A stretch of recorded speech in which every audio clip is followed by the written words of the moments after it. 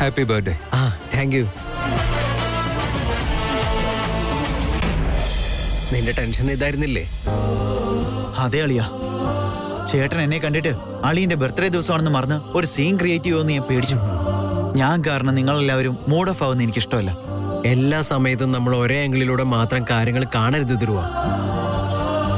ചിലപ്പോഴൊക്കെ ബിയോണ്ട് അവർ ഇമാജിനേഷൻ ചിലതൊക്കെ നടക്കും. ഇപ്പൊ നീ കംഫർട്ടബിൾ ആയില്ലേ? കംഫർട്ടബിൾ എന്നൊന്നുമില്ല, പക്ഷെ ആദ്യത്തെ പോലെ പേടിയില്ല എന്ന് പറയാം. പേടിയുടെ ആവശ്യമൊന്നുമില്ല.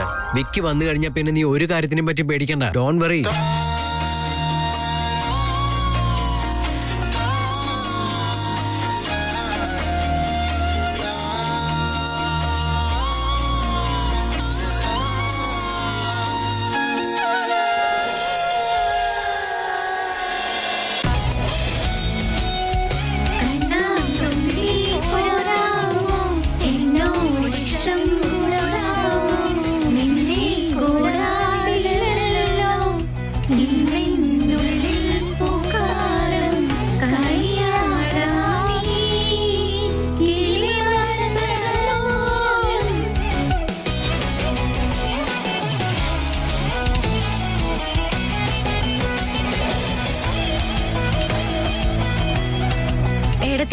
ഇതുപോലെ നമ്മൾ എല്ലാവരും ഒരുമിച്ച് ടൈം സ്പെൻഡ് ചെയ്ത് എൻജോയ് ചെയ്തിട്ട് ഒരുപാട് നാളായ പോലെ.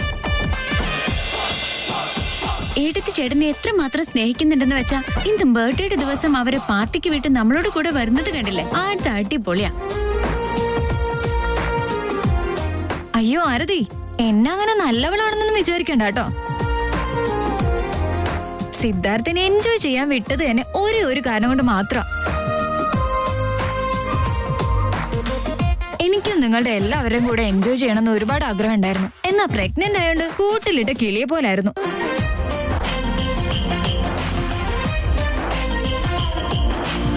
ഇനി ആരെ പറ്റിയ ഗോസിപ്പ് പറയണ്ടേ? ഇനി ആരെ കുറിച്ചാ പറയണ്ടേ? നിങ്ങൾ പറ. അമ്മു, നിന്നെ തിരിച്ച് നമ്മുടെ ഓഫീസിൽ ജോലിക്ക് എടുക്കാൻ ചേട്ടൻ തീരുമാനിച്ചു അല്ലേ? അത് കേട്ടപ്പോ എനിക്ക് ഒരുപാട് സന്തോഷായി. നിനക്ക് ജോലിയുള്ളപ്പോ അച്ഛന്റെ ഭാരം കുറച്ചു കുറയും.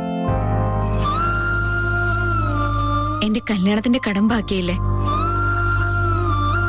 ഇപ്പോഴാണെങ്കിൽ അച്ഛൻ റിട്ടയറുമായി. എന്നാലും വാശി മാത്രം വിടില്ല. വീട് ചേച്ചി, എന്നെ കൊണ്ട് പറ്റുമല്ലോ, ഞാനത് തീർത്തോളാം. അച്ഛന് കുറച്ചു പോലും വാശിയില്ല ചേച്ചി. അവർക്ക് കുറച്ച് അഭിമാനം കൂടുതലാ, അത്രേ ഉള്ളൂ. നമുക്കും ആ കാര്യത്തില് അച്ഛന്റെ പോലെ തന്നെ സ്വഭാവമല്ലേ? ഈ ചേച്ചി ഉണ്ടല്ലോ, ഒരു കാരണവശാലും അച്ഛനെ വിട്ടുകൊടുക്കില്ല. നീ വെറുതെ ട്രൈ ചെയ്യണ്ട.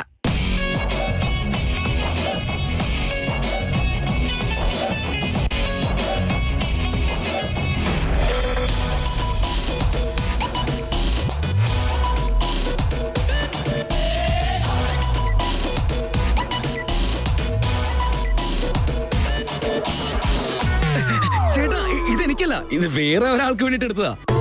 ചെറിയ സ്മോൾ ബോസ്. അല്ല, നിങ്ങളെന്താ കുടിക്കാതെ പച്ചയായിട്ട് നിൽക്കാണല്ലോ? പിയുടെ എൻട്രി ബോസിന്റെ എൻട്രിക്ക് കമ്പയർ ചെയ്തല്ലോ. ഇത് വീട്ടിൽ പറഞ്ഞാൽ ഓക്കെ, പക്ഷെ ഇത് പുറത്ത് പറഞ്ഞ ആളുകൾ പക്കാന്ന് ചിരിക്കും.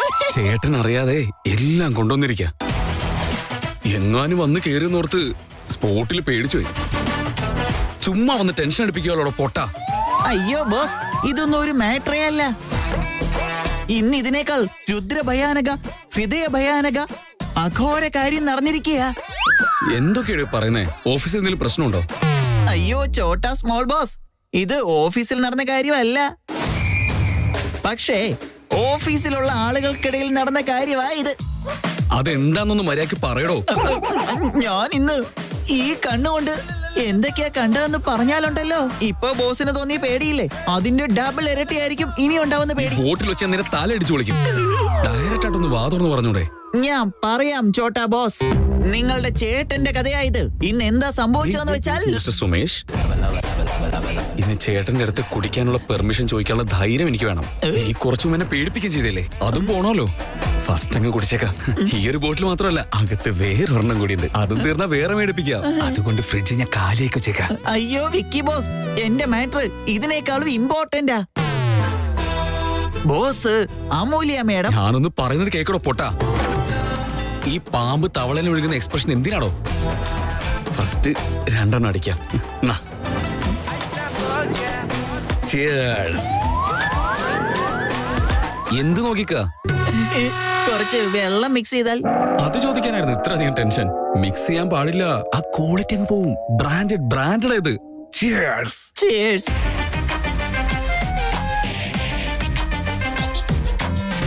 അല്ല മോളെ അമ്മോ, ഇന്നലെ ഞാൻ നിന്റെ അടുത്ത് ചോദിച്ചപ്പോ നിന്നെ വേദാന്ത് ചേട്ടന്റെ ഇടയിൽ അങ്ങനൊന്നും സംഭവിച്ചിട്ടില്ല, അവര് വന്നത് ലേറ്റ് ആണെന്നൊക്കെ പറഞ്ഞില്ലേ? ഇപ്പൊ നിന്നെ ചേട്ടൻ ഓഫീസിലെ ജോലിക്ക് തിരിച്ചെടുക്കുവാണെന്നൊക്കെ പറഞ്ഞു കഴിഞ്ഞാ നിങ്ങൾ രണ്ടുപേരും തമ്മിൽ എന്തോ സംസാരിച്ച് സോൾവ് ചെയ്തിട്ടുണ്ടെന്നല്ലേ? അത് തന്നെയല്ലേ?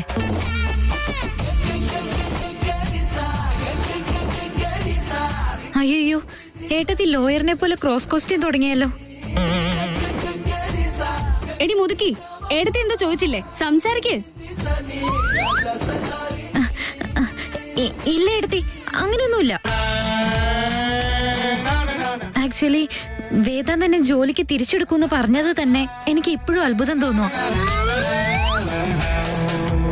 അവൻ എന്തിനാ അങ്ങനെ തീരുമാനിച്ചെന്ന് എനിക്ക് ഇപ്പോഴും മനസ്സിലാവുന്നില്ല. ഏടത്തി ഇവളെ അങ്ങനെ വിശ്വസിക്കണ്ട. ഇവൾ ഈയിടെയായിട്ട് കള്ളത്തരം കാണിക്കാൻ പഠിച്ചിട്ടുണ്ട്. അതെ, ഞാൻ പറഞ്ഞത് സത്യം തന്നെയാ. ഞാൻ അതിനല്ല അങ്ങനെ പറഞ്ഞേ. പിന്നെ എന്തിനാ? അവൻ എവനെന്നൊക്കെ പറഞ്ഞ് വെറുതെ വഴക്കിടും. കുറച്ചു കഴിഞ്ഞ് നല്ല റെസ്പെക്ട് ഒക്കെ കൊടുത്ത് സംസാരിക്കും. ഇതുപോലെയാ ഡ്രാമ കളിക്കുന്ന. പോട്ടെ വീട്, എന്റെ അനിയത്തി ഇങ്ങനെ കളിയാക്കാതെ.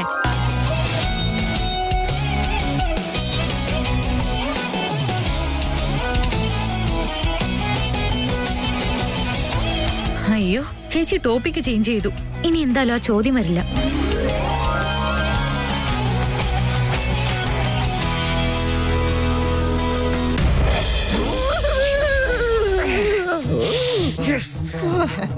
ഇപ്പൊ പറയട്ടെ. ഒരെണ്ണം കൊണ്ട് എന്താവാനാടോ? ഒരു 2-3 അടിക്കണം, അപ്പഴേ ധൈര്യം വരുള്ളൂ. Cheers. Cheers.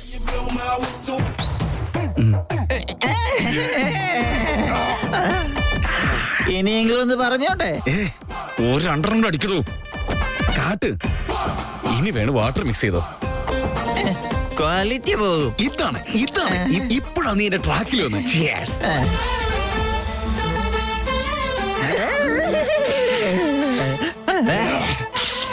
ഇപ്പൊ 100%, 500%, 1000% ഞാൻ പറയും. ഞാൻ പറയാൻ പോകുന്ന എന്താന്ന് വെച്ചാ ഒരു പെഗൂടെ അടിക്ക്. ലാസ്റ്റ്. Cheers. Cheers.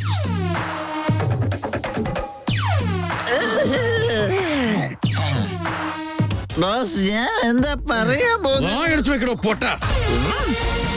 ഈ പാർട്ടിക്ക് ഒരു ജീവൻ എന്നുണ്ടെങ്കിൽ നമ്മൾ നെക്സ്റ്റ് ലെവലിലോട്ട് പോണം.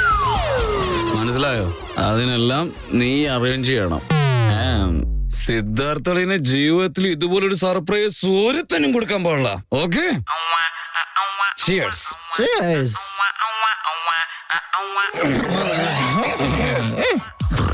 Enjoy.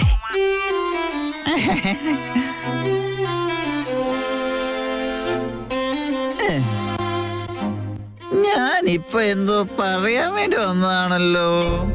എന്താ പറയാൻ വന്ന? കള്ളിനെ കുറിച്ച്.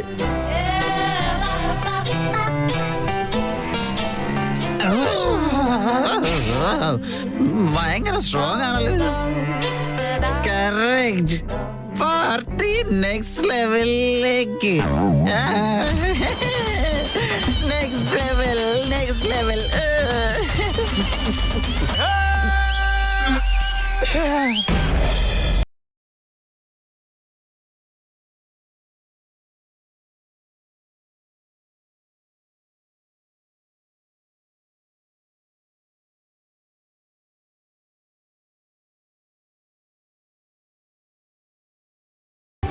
നിന്റെ അടുത്ത് തന്നെ ഇരിക്കാനുള്ള അവസരം കിട്ടിയല്ലോ, അതിൽ സന്തോഷമുണ്ട്. എന്താണെന്ന് വെച്ചാ ഇങ്ങനൊരു അവസരം ഇനിയും കിട്ടുമെന്ന് ഞാൻ കരുതിയതേയല്ല. ചേട്ടാ, ഇനിയും ഭേദമായില്ലേ ഇത്? ഏതെങ്കിലും നല്ല ഡോക്ടറെ പോയി കാണിക്കേ, ഇല്ലെങ്കിൽ ഞാൻ വിക്കിയോട് പറഞ്ഞു.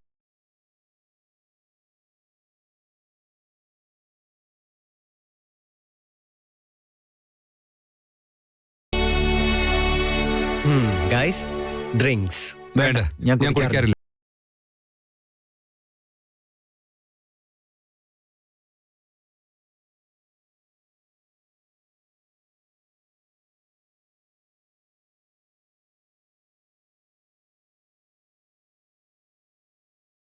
എന്നോട് പറയായിരുന്നു ഇന്നൊരു ദിവസം കുടിച്ചു കഴിഞ്ഞാൽ കുഴപ്പമൊന്നുമില്ലല്ലോ എന്ന്. ഓഫ് കോഴ്സ്, ഒരു ദിവസമല്ലേ, അവന്റെ ഇഷ്ടം പോലെ.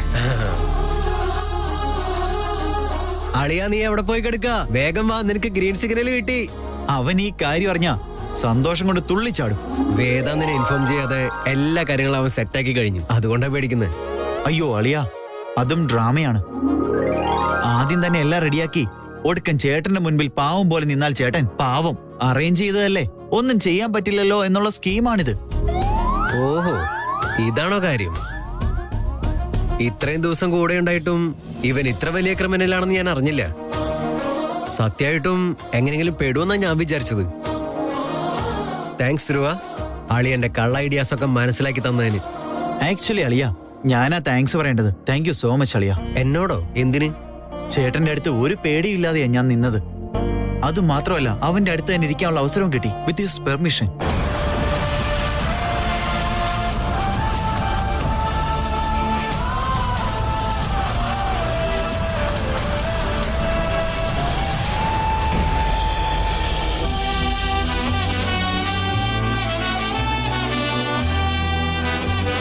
എന്തായാലും ആശ്ചര്യം തന്നെ.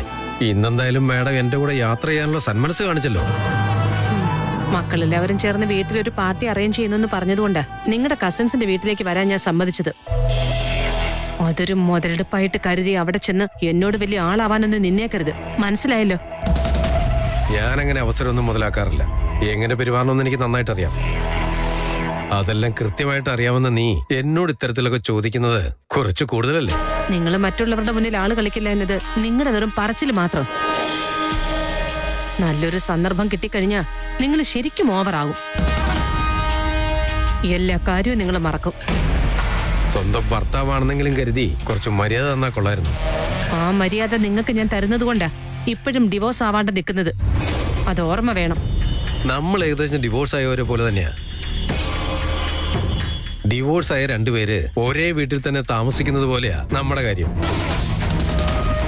നിന്റെ ബുദ്ധി നിന്റെ മകൾക്കും മരുമകൾക്കും ഇല്ല എന്നുള്ളതാണ് ഒരു സമാധാനം. എന്നെ അവരോടൊപ്പം നിങ്ങൾ കമ്പയർ ചെയ്യുകയാണെങ്കിൽ എനിക്ക് നിങ്ങളെ മറ്റുള്ളവരോടൊപ്പം കമ്പയർ ചെയ്യേണ്ടി വരും. അവരുടെ ഭർത്താക്കന്മാരൊക്കെ അവരുടെ ഭാര്യമാർക്ക് വേണ്ടി എന്തെങ്കിലുമൊക്കെ ചെയ്യാറുണ്ട്. പക്ഷെ നിങ്ങളോ? ഞാൻ ഉണ്ടാക്കിയത് നിങ്ങൾ സുഖിച്ചനുഭവിക്കുന്നു, അത്ര തന്നെ. ആ കുടുംബത്തിലെ ബാക്കിയുള്ളവരെ ഓർത്താണ് നിന്റെ ഈ ശല്യം ഞാൻ സഹിക്കുന്നത്. ഇല്ലായിരുന്നെങ്കിൽ നിങ്ങൾ എന്ത് ചെയ്യുമായിരുന്നു?